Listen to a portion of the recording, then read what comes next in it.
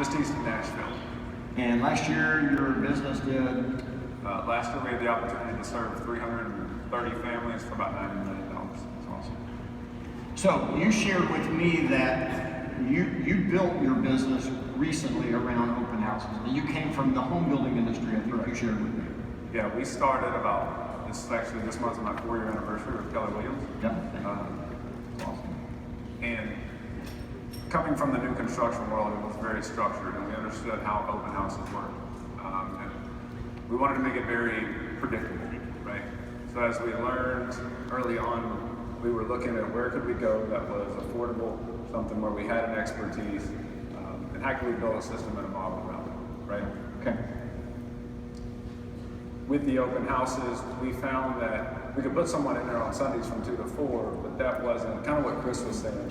We wanted to scale it out, right? We wanted to make it multifaceted. So I changed the name from open houses to launches because I felt like open houses really just focused on Sunday afternoons. It was a wrong impression for our agents and our team members for what we really expected. So you launch listings. Correct. You and I kind of had a discussion. It's almost like building an auction, right? We're really playing off of the supply and demand of the market right now. And so every week we're going to put coming soon signs out, but all of our listings go live on the same day. So they all go into the MLS on Wednesday. And our value... You time it. So yeah, if you take a listing on a Thursday, it's not going into MLS until next Wednesday. That's our goal, right? We hit that about 90% of the time. Okay. Every now and then we have a few one-offs. Fair enough. Our value proposition to our agents is that we're going to provide them with the opportunities. We know if we pick up one listing, we should also generate one buyer off of it. So we're just trying to be very strategic about how we go about getting that one buyer from, right? So we're going to launch it live on Wednesday. Okay. You're going to be very strategic about trying to make sure you get that one buyer from that listing. That's correct. Gotcha. So very similar to what Chris was saying, we're going to build activities around that open house so that if we know if the agents go out and perform at a high level on every step, every day there's a new activity to do around that open house, that it's going to net them X results. We're really shooting for 2 appointments a week, knowing that one of them will keep. We're going to have about 5 appointments a month for buyers' consultations or listing referrals, which nets them their business. Yeah, so you're operating under the philosophy that if I fully market a piece of real estate, fully market it, I may or may not be the person that sells it, but I will find a worthy buyer that wants to go and buy something. That's right. Okay, so we have a basic premise here. Yeah. So we're going to launch a property and we're going to fully market it. Yeah. Gotcha. And we're really looking also in there for the database ad, right? Back to getting people back in the database. There's so much opportunity there. We've heard you talk so many times about, it's not about now business, it's not about future business, it's about both, right? And so we really have to go after both. Absolutely. So we put it in MLS on Wednesdays, we launch it, we send the copies to the sellers, have them approve all the marketing material. And then Thursdays and Fridays, our buyers agents are going to own the process from start to finish. So they're going to do 100 just listed calls around that house. So we're going to pull information from the system, we're going to call the neighbors and let them know that we're having an open house. Okay? Okay. During that conversation, we call it our 3 asks, right? So we're really trying to get after, it starts with, do you know anybody looking to make a move to the neighborhood? To see if they know anybody looking to make a move in the area that maybe wants to move into that neighborhood, right? We're going to talk to them about how in this market we're getting multiple offers on homes, and if we were to get several offers and an interested party, would they be willing to sell their house, right? So that's really for the now business and the referral. And then the last piece of it really is to find out if we can service them over time, right? We're looking for people to add to that database, to put it on a 36 touch and our 8x8. So we ask, when you think of real estate, who do you trust? And most people actually say they don't really have anyone. And so when they say that, we say, great, could we have the right Isn't that crazy? It's crazy. How can they say that? Someone helped them buy that home, Yeah. yet they have nobody. Yeah, what's the stat? 87% don't use the same agent.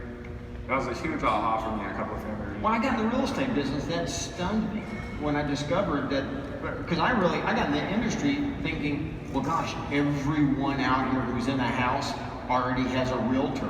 So who am I going to work with? Much to my pleasant surprise, realtors don't stay in contact. We went as far as putting together They don't stay in contact. an abandoned client campaign. So after closing, we're going after all the clients out there. Yep. So we ask them and they say no, and so we say, well, we have the right to earn that responsibility. And they say yes, we get their email address, we've got their phone and home address, and then we put them on our 36 touch, or 8x8, right? Yeah. So the agents are gonna work the open house around, or the just listed calls around the open house. Okay. Friday afternoon, we're gonna get custom directionals put out to really brand the company and the image. Our intention is to get 20 out. We kind of took that from new construction. We had people to put out signs and they wouldn't do it unless they got a minimum of 20. And so that's kind of, we just stuck with it, right? Put them out, we put 4 on an intersection, I guess, technically. But we try to get them out as far as we can to really get attention to it. Mm-hmm. On Saturday morning, the agents are going to go out about 10 a.m. and we're going to door knock or close 40 houses. So we're going to carry items of value, custom team door knockers, things like that, something to leave if they're not there. And invite those neighbors down to the open house. We really want to become that neighborhood expert, right, while we're there and let people know what we're doing. So it's cool. We get out and knock the doors, invite people down. We call Saturday's open house a neighborhood-only open house, although we're going to let anyone that wants to come to it.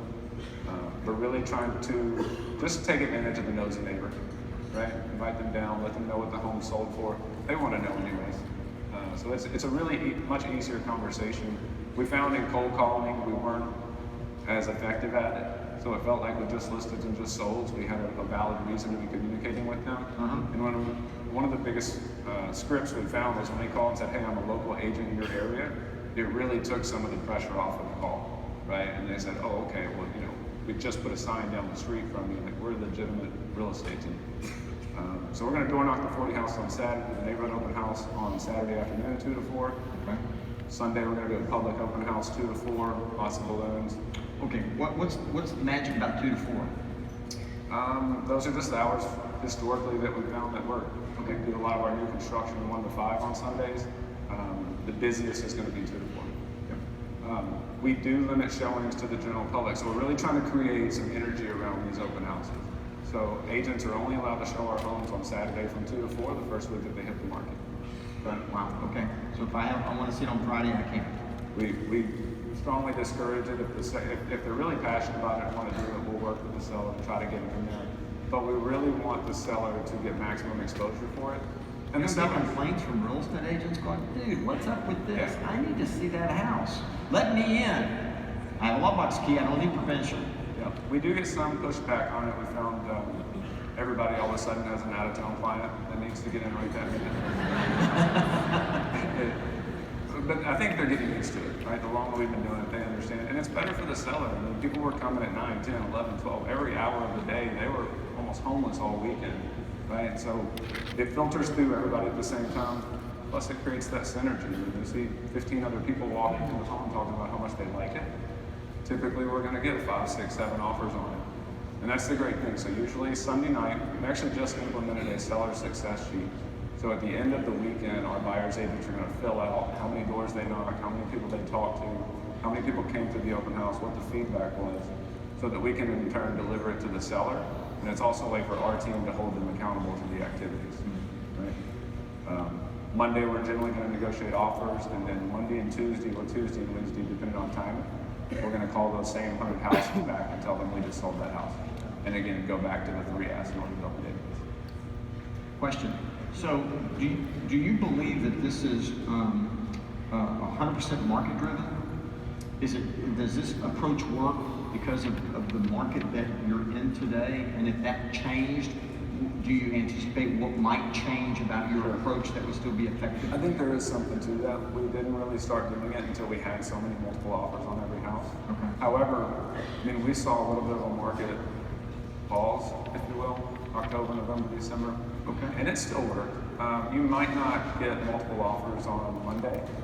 So we just dog ear. We actually, during our leadership call on Monday with our team, we set up our open house tracker. So if it didn't sell, we just mark those solds for later down the road, right? So that someone always has something to call.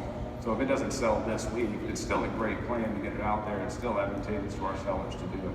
So I think as long as it's a healthy market, right? If we were to shift extremely, it might be reconsidered. Would you repeat it again? Would you say, okay, Mr. and Mrs. Seller, this did not work this weekend like we had hoped. Here's what we're going to do now. Yeah. And what is it that you say? One of the challenges of this is keeping the balance, because we're promising the seller that we're going to market their home at this level, and we only have so many buyers agents or team members that are available to do it. And so keeping that balance. So there are weeks where in a slower week, if we're only launching 3 or 4 listings, some of the agents might need a home. And again, that's our value proposition to them as a part of the team, is that they'll have the opportunity to do these. We have some fantastic agents on our team, so they're very aggressive to get out there. So we may go back to some of the ones we've done sooner and said, hey, it's been 2 or 3 weeks, let's do it. I mean, we've done some 4 weeks in a row. And just said, we'll just keep doing it over and over and over.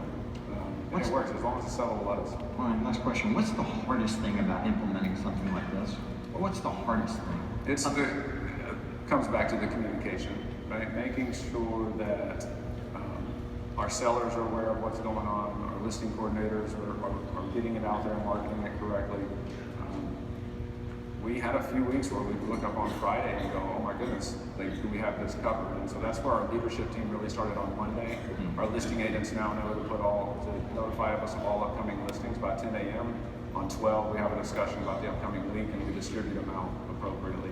Having an ISA team behind the scenes that can back them up as well. So ideally the agent's making 100 just listed calls, but if they're unable to do it, their own appointments or something, having a backup team, because we really want to hold true to what we're telling that seller, right? And making sure that we're doing it. Yes. Awesome. Thank you. Yes, sir. All right, Kenny, tell us about you.